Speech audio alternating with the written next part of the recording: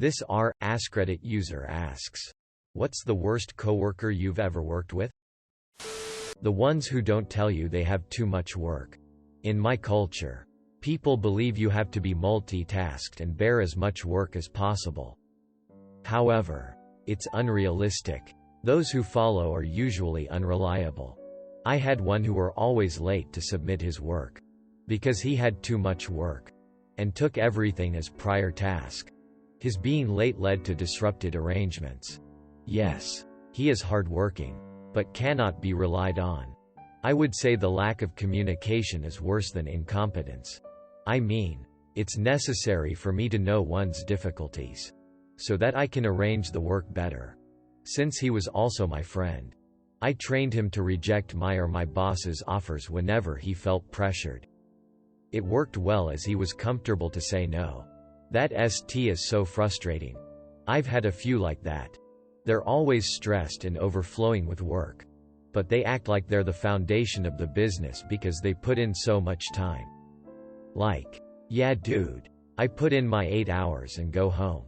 Because I can prioritize and delegate and finish my ST instead of half finishing everything and leaving it in a pile on my desk just to make it look like I'm so busy and valuable. And then you have to find diplomatic ways to say, yes, you're right. That should have been done last week. And could have been done last week. But Ted is a scatterbrained hamster who can't manage his life. I'm not his boss. And he'd rather appear to be so important that he's always swamped instead of the unreliable, lazy, incompetent fuckstick he actually is. Like DN. Don't make your inability to do your job my FG problem with your judgment and attitude. Yes. Maybe I'm still bitter. Lol. No contest. It was the literal crackhead I worked with for 4 months that was also secretly living in the office and being completely nonsensical when he was actually working. We found a mattress folded up in the warehouse after he was let go and an actual brand new crack pipe, with a price tag on it, to boot, squirreled away back there. He and his family, not just him living in the office, left discarded food everywhere like pizza crusts in the toilet brush holder in the bathroom. What even? And they left hair in the sink in the bathroom as they were obviously bathing in there. 2. As we had no actual bathing facilities in the office. One day during his tenure, he sent an email saying his alarm didn't go off and he'd be in at X time, which kept getting moved back later and later. He eventually showed up at 4:40 p.m. and we closed at 5 p.m. Lol. See comment above about secretly living in the office. There's so much more I could go into. It was a wild 4 months. That's for sure. I had this monster store manager, Macy's. She was horrible. It was all about money and everything she could sneak out for free. She made people cry every day. I hope she is suffering during this lockdown. Just because she is forced to stay home with her family, who she actively hated. Worked with a girl who would sometimes just lay in the floor and play on her phone. She would routinely flip out about something her boyfriend did and just start screaming curse words. Sometimes in front of customers. She was eventually fired for smoking weed while on the clock. Every time I think I'm a fuck-up I read stories like this and I feel better about myself instantly. He just wouldn't work. Just wouldn't. This was in a research lab. He was a visiting researcher from another country. And he spent a lot of time asking tons of non-work related questions.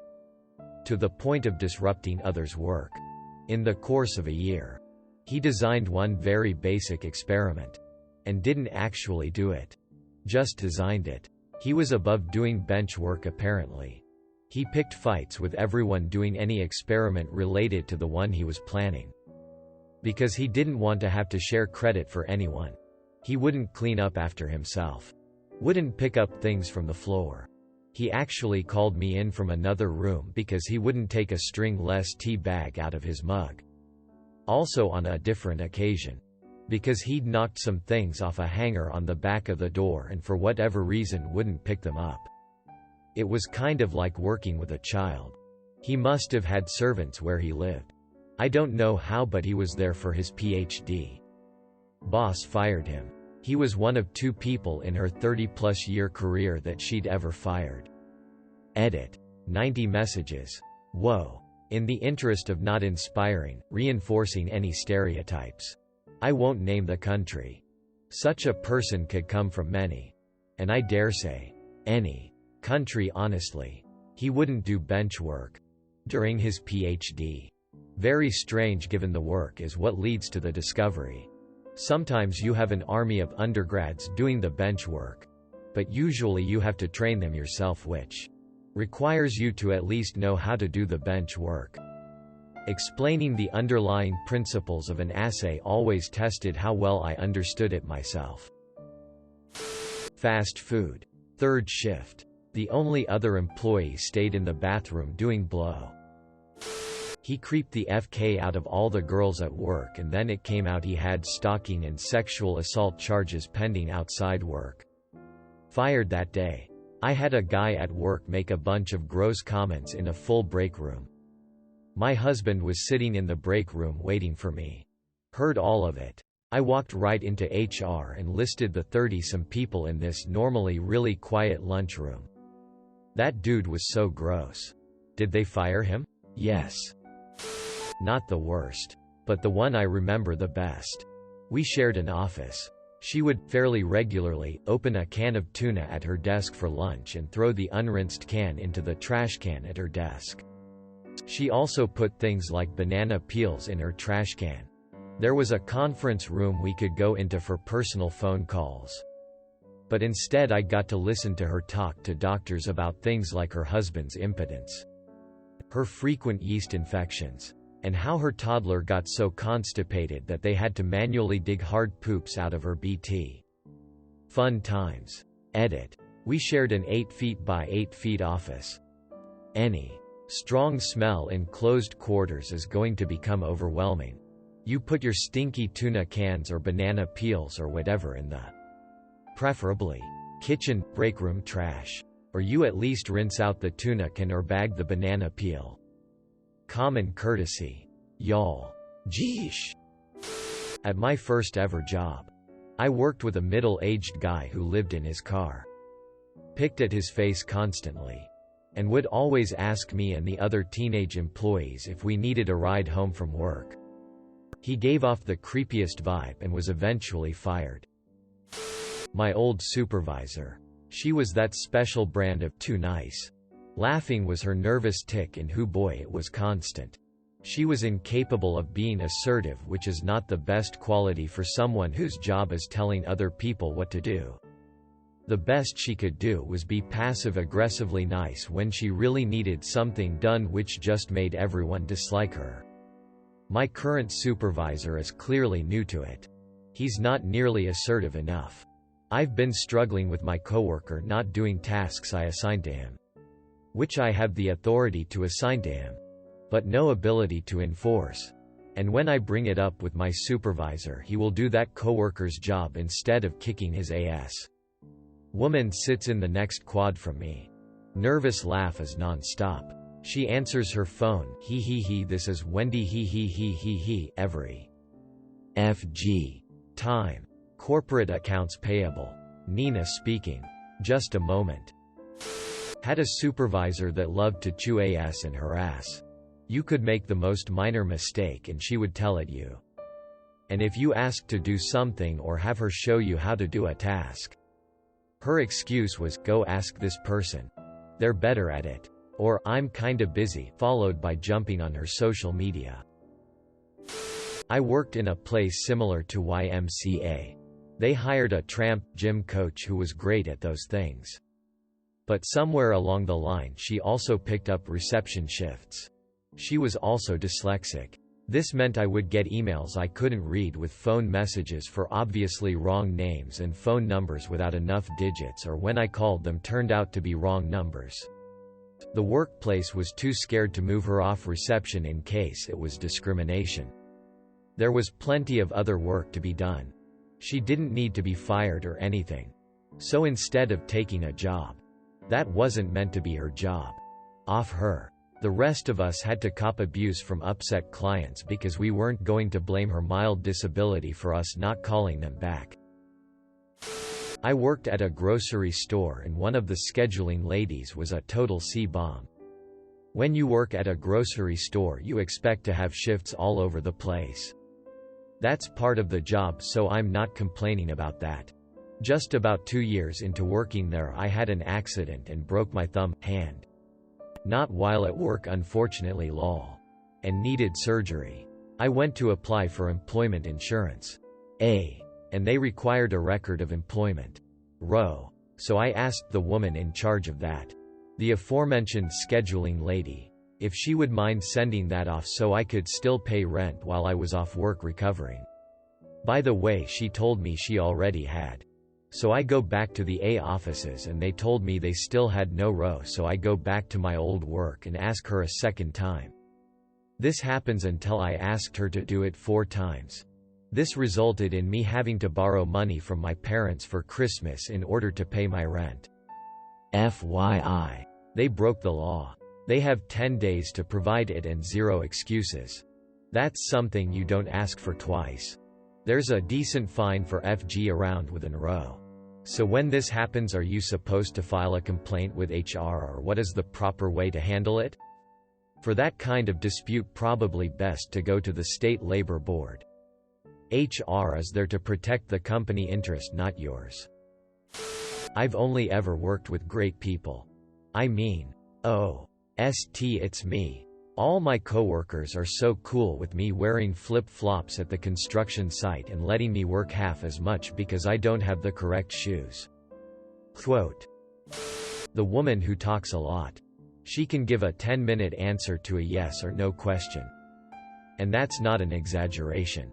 Problem is, she still knows a heck of a lot about the job. And uses her excessive words to prove it. So she's the hero of the upper management. Hired a cook on a good recommendation. He was just fine the first 2 weeks. Then I noticed food going missing.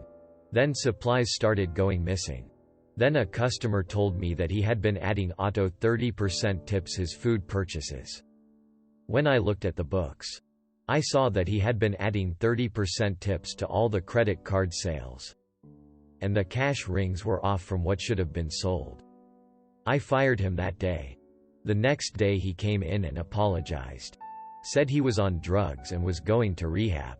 I wished him well. Then next day he tried to break in after close and was caught. Idiot. Me reading your comment. I hired a cook. Quote, this is going to be about drugs. Quote, as a former cook and dishwasher. It could have also been about assault with a deadly weapon while on the clock.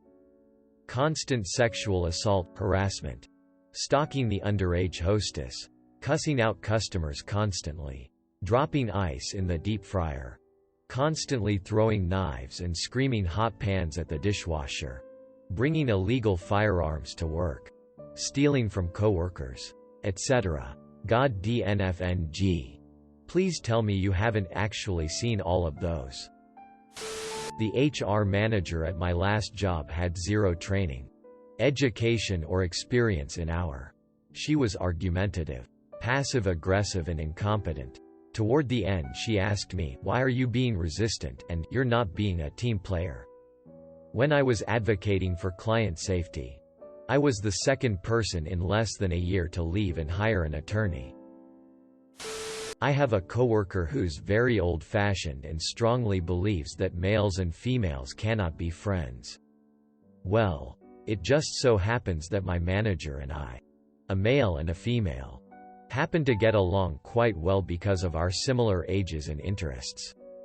She reported me to the other managers for it and accused me of sleeping with him. I worked in childcare, and they had hired a new assistant trainee teacher for my room. Each room has 2 teachers. She just constantly argued about the dumbest ST. And always tried to argue with me about both company and state childcare policies because that's dumb. Also was late every day her first week there. It all just started adding up until I was changing diapers and she was holding a 2-year-old child on her lap.